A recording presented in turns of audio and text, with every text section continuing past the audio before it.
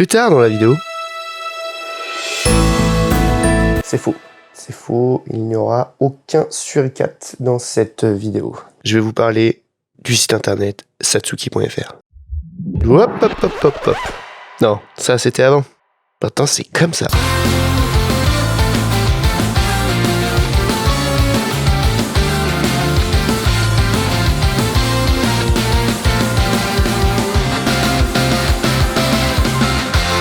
Bravo, vous êtes sur Internet. En 2023, Satsuki a fermé la 4e version de son site internet et en 2023, Satsuki a ouvert la 5e version de son site internet. Dans cette vidéo, je vais vous parler de pourquoi Satsuki a changé de site internet et aussi vous parler des petits problèmes qu'on a eu au lancement de ce dernier.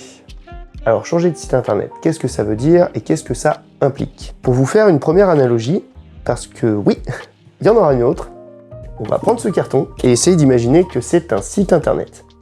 Ok, faut être créatif, je sais, mais voilà, ça, c'est un site internet.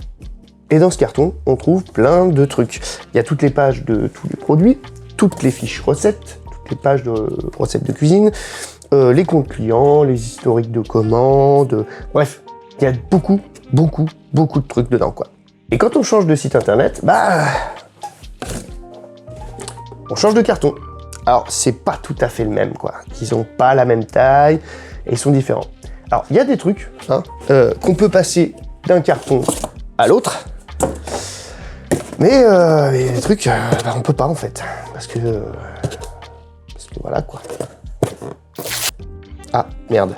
Comme par exemple les comptes clients, les mots de passe, les points de fidélité, tout ça. En fait, ça, c'est des données qui sont cryptées, personne n'y a accès, donc en fait, on ne peut pas y déplacer. C'est pour ça qu'il fallait réinitialiser son mot de passe quand vous reveniez sur le site.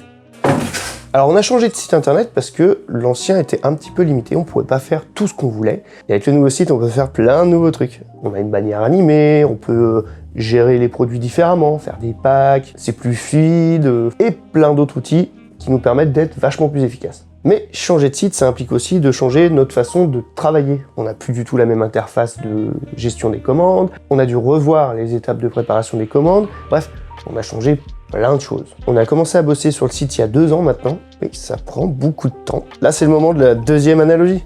Vous êtes contents, hein? On pourrait comparer le nouveau site internet avec une plaque de Lego, vide au début, hein, et puis on rajoute plein de petits modules au fur et à mesure. On utilise une base de site internet que beaucoup de e-commerce utilisent, mais on a des besoins très spécifiques. Donc il faut rajouter quelques petits modules complémentaires par-ci par-là pour pouvoir gérer pleinement ce dont on a besoin, quoi. Le problème, c'est que cette fameuse plaque de Lego, elle est un petit peu trouée à certains endroits. Donc dans un premier temps, il faut boucher les trous. Donc l'équipe de développeurs était sur le coup. Non, pas celle-là, les vrais développeurs, quoi, comme eux là. Voilà, ça ressemble plus à ça. Ouais. Ça a pris 1 an et demi à tout installer et à pouvoir lancer des premiers essais, puis on l'a mis en route. Pour la mise en route, il fallait absolument faire un inventaire complet de tous les produits qu'on avait, pour être sûr de la bonne quantité de chaque produit qui était bien disponible, parce que ça, on ne pouvait pas non plus le transvaser du premier carton au deuxième carton. Voilà. Donc, on a mis 1 semaine à faire un inventaire. Et comme on est malin, on a fait Isseki Micho, une pierre deux coups, on a déménagé, puis ensuite, on a fait l'inventaire. Une fois bien installé, on a mis en route le site internet. C'était un 6 novembre. Quelle histoire, ça aussi. C'était la date prévue, mais on n'avait pas donné d'heure. Personne ne savait à quelle heure le site allait être lancé. On n'a prévenu personne, on n'a fait aucun message sur les réseaux sociaux, aucune story. On voulait surtout pas être pris d'assaut pour vérifier si tout fonctionnait bien au lancement du site. Et paf, en à peine 4 heures, on a eu une 50aine de commandes énormes, vraiment énormes. Les développeurs ont dû même rajouter une puissance de calcul dans les serveurs du site, tellement il y avait de monde. Ils nous ont appelés, ils nous ont dit « mais attendez, mais on s'attendait pas à un trafic aussi élevé, quoi ». Donc ils ont dû rajouter une puissance de calcul, quoi, un processeur. Voilà. Donc le lendemain, on avait énormément de commandes à traiter. Normal. Vous le sentez venir? Les soucis, tout ça. Et surtout, l'équipe découvrait le nouveau site en même temps que vous. On s'était formé avant pour pouvoir travailler dessus, mais dans le rush comme ça, c'était la première fois qu'on utilisait le site, quoi. Il y a eu énormément de tests faits avant la mise en ligne du site, mais forcément, hein, et c'est comme dans les jeux vidéo, il reste quelques bugs. Bon, on a eu pas mal de soucis au niveau des stocks. vous rappelez de ça? On comprend pas pourquoi, mais il faut vérifier continuellement le stock manuellement. C'est de la magie. Bah, c'était pas mieux au lancement du nouveau site. Et ça, c'est un des pires problèmes qu'on puisse avoir. Déjà qu'on galère à avoir certains produits, et si on les a, c'est en petite quantité, donc les ruptures de stock, bah, c'est un petit peu notre quotidien, quoi. Et si en plus, quand quelqu'un achète un produit, on est obligé de l'appeler pour dire non, en fait, c'était un petit problème de notre site internet, on est désolé, c'est pas ouf, quoi. On s'est rendu compte que les produits n'étaient réellement retirés du stock que à l'expédition de la commande. Donc au début, si 200 personnes commandaient le même produit et qu'il n'y en avait que 199 en stock, bah on se rendait compte qu'au bout de la 200e expédition, il n'y avait plus les produits, quoi. Donc on mettait la commande de côté et notre super Tomoko du SAV prenait le relais pour trouver une solution avec le ou la cliente. Heureusement, le problème a été rapidement corrigé. Ce qui est cool, c'est que Satsuki a les meilleurs clients du monde, littéralement. Gentil, compréhensif. Là-dessus, il n'y a pas trop de problème. On a cette chance. Ensuite, pour rester dans les problèmes de stock, on a eu un petit problème avec le module d'un des transporteurs avec qui on travaille. On s'est rendu compte qu'il y avait des produits qui revenaient en stock. Comme ça. Par magie. Hop, pouf. Mais beaucoup de produits. Hein.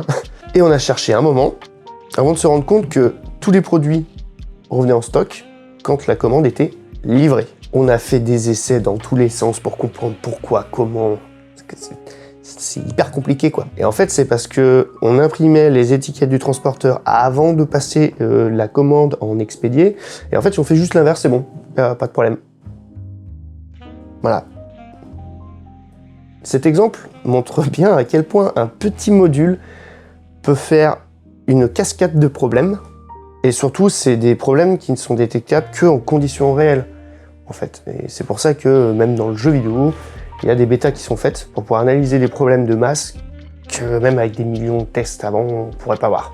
On a eu un autre module qui posait problème, qui supprimait le numéro de commande, qui enlevait des produits, machin, de la page, enfin bref. Les plus gros problèmes sont réglés et on travaille actuellement sur l'amélioration du site internet, ce qu'on pourrait, par exemple pour éviter toutes les boulettes qu'on pourrait faire, parce que on reste humain, donc en fait ça arrive, hein, on fait des boulettes. Voilà. Donc on va mettre en place par exemple une scannette pour scanner tous les produits pour être sûr que ça soit bien les bons. Et en fait on se rend pas compte comme ça, mais c'est hyper compliqué à mettre en place, hein. C'est du code, enfin bref, ça se fait pas en claquant des doigts, quoi. Et puis il faut que ça soit adapté au nouveau site internet. Donc c'est pas si évident que ça en fait. On se rend peut-être pas compte quand on est utilisateur, mais derrière un site internet, il y a énormément de choses qui tournent et qui sont compliquées à mettre en place. Dans l'ensemble, ça s'est plutôt bien passé. L'entreprise qui travaille sur le site internet a été extrêmement réactive sur les problèmes qu'on a eus. Donc ça, c'est hyper cool. Alors, mis à part les problèmes, il y a eu quelques petits trucs rigolos. Au tout début, il y avait un champ que vous pouviez remplir qui était à propos de votre commande. Si vous voulez rajouter quelque chose à propos de votre commande, vous pouvez écrire du texte ici.